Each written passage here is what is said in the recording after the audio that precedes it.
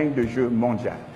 Et comme vous pouvez le remarquer, tous les drapeaux sont plantés sur l'Afrique.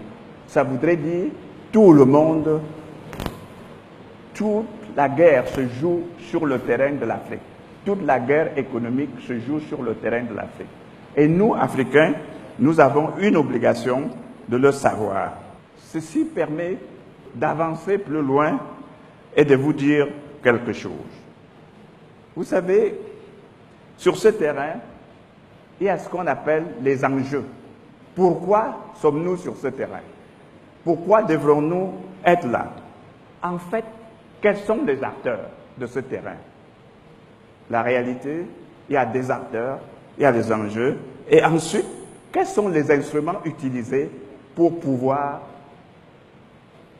faire cette guerre? Et enfin, quel est le terrain de jeu? Où est le terrain de jeu? Le terrain de jeu se trouve où? Et je terminerai par vous dire, en fait, je pense qu'il est important, indispensable, que l'Afrique puisse prendre conscience de l'existence de ce jeu qui se joue sur son terrain et prendre part à ce jeu qui se joue sur son terrain. En fait, on se bat pourquoi? Quelle est la raison d'être du combat qu'on veut mener? Le premier, vous savez, c'est généralement des combats économiques. Le premier, c'est la masse de consommateurs. Et comme vous le savez, l'Afrique a normalement déjà 1,3 milliard et composé essentiellement des jeunes. Ce qui veut dire un marché qui va durer plus longtemps. Composé essentiellement de jeunes, je voudrais ajouter qu'en 2050, les prévisions de l'organisme international chargé de la population prévoient qu'on sera à 2 millions. Ça veut dire qu'on sera la plus grande masse de la population, la plus grande masse de consommateurs du monde. Est-ce pas normal qu'on puisse s'intéresser sur ce marché? Le deuxième élément important, c'est quand même les réserves. Les ressources naturelles, nous les avons. C'est en fait nous qui les possédons. Et nous les possédons toutes. Si je parle de réserves d'or, c'est encore l'Afrique qui a 40% des réserves mondiales. Si je parle de réserves de cobalt, c'est encore l'Afrique qui a 60%. Platine, c'est encore l'Afrique qui a 90%. Et si je veux continuer, je voudrais présenter totalement la carte du monde de réserve et vous allez voir que l'essentiel se trouve en Afrique. Il est donc normal que le terrain de jeu, que le terrain de combat, parce que quand je parle de jeu, il faut comprendre combat, se trouve en Afrique.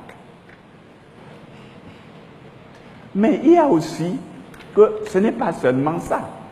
Nous avons une diversité culturelle qui est l'une des meilleures diversités culturelles. Nous avons la forêt, beaucoup n'en ont pas. Nous avons la savane, nous avons le désert, nous avons les plateaux, nous avons les montagnes. Qui dit mieux? Personne. L'Afrique le dit, mais nous ignorons que nous les avons tous là. Et qu'avec ça, nous pouvons aller plus loin. Une fois j'ai planté les décors, je voudrais qu'on se mette d'accord sur une chose. En fait, que sont les acteurs? Que sont les acteurs? Ou plutôt, je voudrais me reprendre autrement. Qui est la proie? Et qui sont les prédateurs? La proie, bien entendu, c'est l'Afrique, puisque je vous l'ai présenté. Mais les prédateurs, c'est qui? En réalité, c'est toutes les grandes puissances économiques mondiales. Je ne veux qu'en citer que quelques-unes. Les États-Unis, la France, l'Allemagne, la Chine, l'Inde, et j'en passe, la Russie. Pourquoi? Parce que elles ont la puissance militaire, elles ont la puissance du savoir, elles ont la puissance technologique. Nous devrons nous rendre compte, nous, que nous entrons en guerre avec des gens qui sont techniquement au point, scientifiquement au point, et que nous sommes derrière. Mais est-ce que ça veut dire que nous devons fuir la guerre? Ma réponse est non, non et non. Mais quels sont les instruments qu'ils utilisent? Et ça, c'est très important. Les instruments sont tous là. Le premier instrument, c'est ce qu'on appelle la coopération internationale, avec tout ce que vous avez. Parce qu'on fait cette coopération internationale en disant « c'est pour votre bien ». Mais il faut mettre entre guillemets cette coopération, c'est ces organisations internationales, c'est l'ONU, c'est le PNUD, c'est l'UNESCO, c'est l'UNICEF, et j'en passe, parce qu'il y en a plein. Mais sachez au moins qu'ils ont un seul objectif. Transformer notre esprit. Transformer notre esprit pour regarder que les normes qu'elles ont établies, pour nous empêcher d'avoir nos propres normes, pour nous conditionner l'esprit de telle sorte que nous devenons des simples moutons dans le jeu. Mais, comme on ne peut pas le faire seulement avec ces puissances, ils utilisent d'autres instruments encore plus puissants. C'est ce qu'on appelle les médias. Et vous le connaissez aujourd'hui, l'Internet, les réseaux sociaux, les WhatsApp, pour nous envoyer tout ce qu'ils veulent, en contradiction avec notre propre culture. Mais aussi, il y a surtout les grands médias qui arrosent l'Afrique. CNN, BBC, France 24, CCTV, I24 ou I24, Al Jazeera. Quelle est la mission de ces organes? Leur mission, c'est... j'ai oublié Russia Today, parce que c'est très important, Russia Today. Leur mission, c'est de nous faire admettre, inculquer en nous leur pensée. Et vous savez, lorsque vous arrivez à penser comme l'autre, tout de suite, vous devenez inférieur. Vous n'existez plus. Vous devrez avoir une autonomie de pensée pour pouvoir permettre. Or, ils mettent tous ces instruments à notre disposition pour penser comme eux. Qu'est-ce que nous faisons sur ce terrain? Nous ne faisons pas encore grand-chose. Mais, pour terminer, parce que ça, c'est les médias, parce que ça lance des messages. Mais il faudrait s'assurer que ces messages vont à l'endroit où on veut que ça aille. Cet endroit, on envoie maintenant ce qu'ils ont appelé les ONG.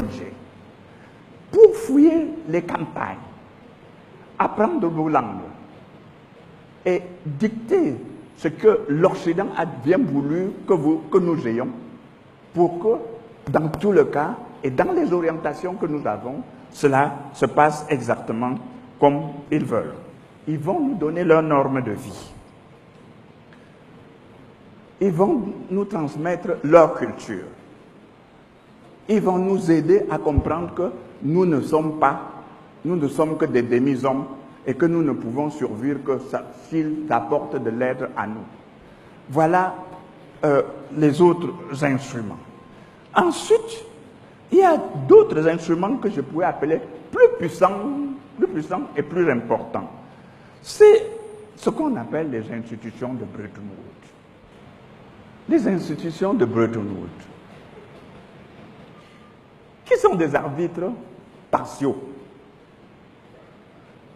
qui sont là pour organiser les choses de telle sorte que ça soit en faveur des grandes puissances économiques. Parce que c'est ces grandes puissances économiques qui les financent. Parce que c'est ces grandes puissances économiques qui leur donnent les moyens de survie. Il me semble normal, je ne les en veux pas, qu'ils pratiquent la politique de ces grandes puissances. C'est comme ça qu'on peut voir qu'on nous impose, à tort ou à travers, les plans d'ajustement structuraux, les politiques économiques, les politiques de Rostov. Mais je voudrais parier, si quelqu'un a déjà vu un pays qui se développe avec ses plans d'ajustement structuraux, alors je serais heureux de connaître ce pays-là, parce qu'à ma connaissance, je n'en connais pas du tout. Ça n'existe même peut-être pas.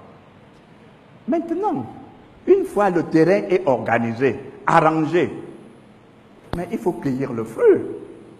Il faut cueillir le fruit. Mais qui va cueillir le fruit? On envoie donc ce qu'ils ont appelé leurs entreprises multinationales. Et on nous fait mettre même dans nos appels d'offres, il faut avoir l'expérience internationale. Ce qui voulait dire que je suis né aujourd'hui, il faut que j'ai une expérience internationale pour venir compétir dans mon pays. C'est très bien. Mais c'est ce qui se passe.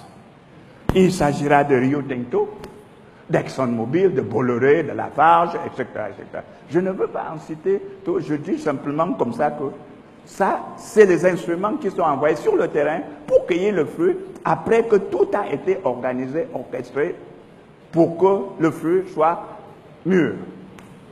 Au terrain démographique, vous savez, nous sommes bien. Sauf que nous avons une faiblesse de taille. L'Occident a une masse de consommateurs super riches. L'Asie a une masse de consommateurs riches. L'Afrique a une masse de consommateurs super pauvres. Parce que tout a été exploité, n'est-ce pas? Donc, sur ce terrain, même comme nous sommes meilleurs, nous sommes perdants. Et il est important que vous le sachiez. Nous sommes perdants sur le terrain du savoir. Vous savez que nous avons pris un retard abyssal.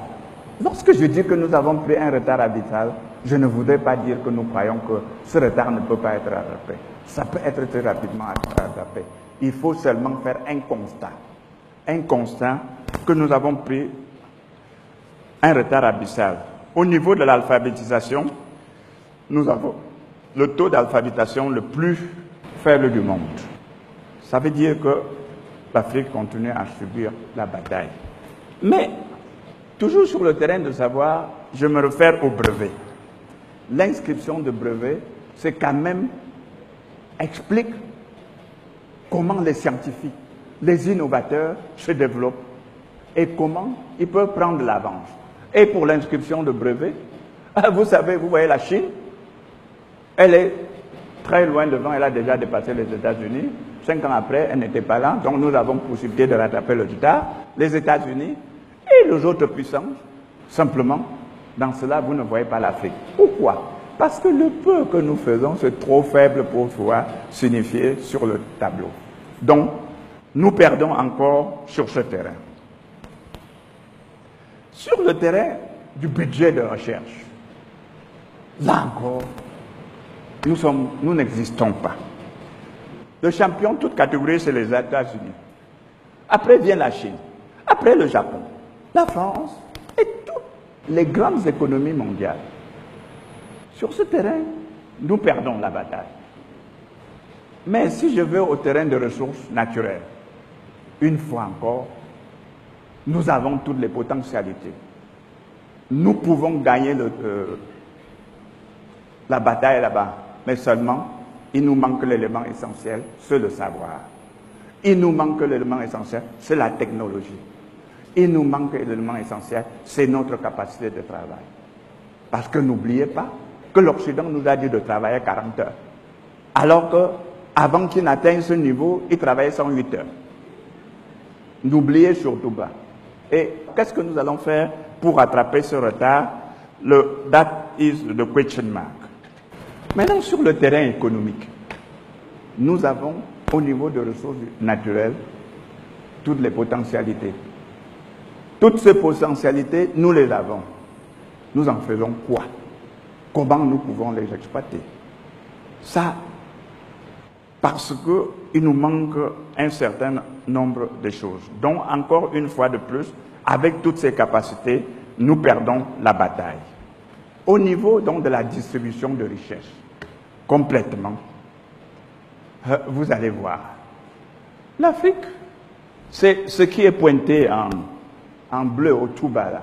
Pendant que tous les pays augmentent de façon exponentielle leurs revenus, leurs richesses, l'Afrique reste stable depuis 50 ans.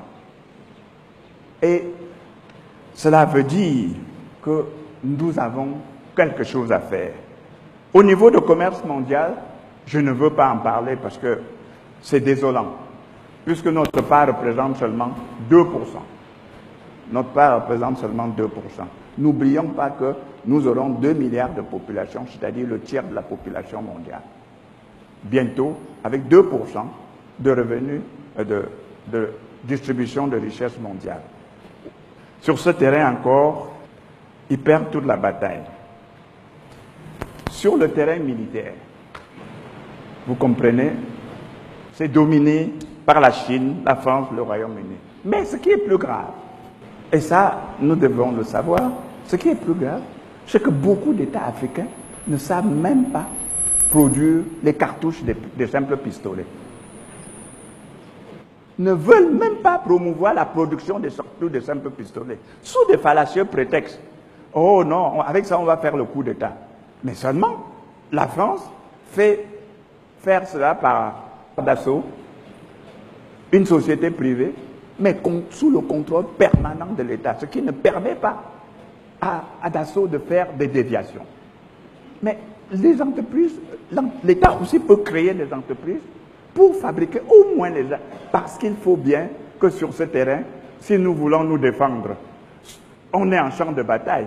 Parce que ce que je voulais vous montrer, c'est que le champ de bataille économique est un champ de bataille trop important pour qu'on le néglige. Ce champ de bataille, nous n'avons pas le droit de rester inoffensifs. Bien sûr, sur le terrain militaire, vous l'avez vu, vous l'avez observé. Et enfin, il reste un dernier terrain où nous sommes toujours maintenant. C'est le terrain de l'information. Je vous ai parlé tout à l'heure des médias, mais je voudrais venir vous parler d'autre chose. Dans les années 70, il était dit « This country is the hopeless country ». Hopeless. C'est-à-dire, c'est un continent sans espoir. Mais pourquoi on avait dit que c'est un continent sans espoir? Parce que en Europe, en Occident, on était en plein emploi. On avait besoin de la main-d'œuvre, qualifiée ou non, pour pouvoir développer cette économie. Il fallait lancer des messages pour dire ne restez pas dans un continent sans espoir, venez chez nous.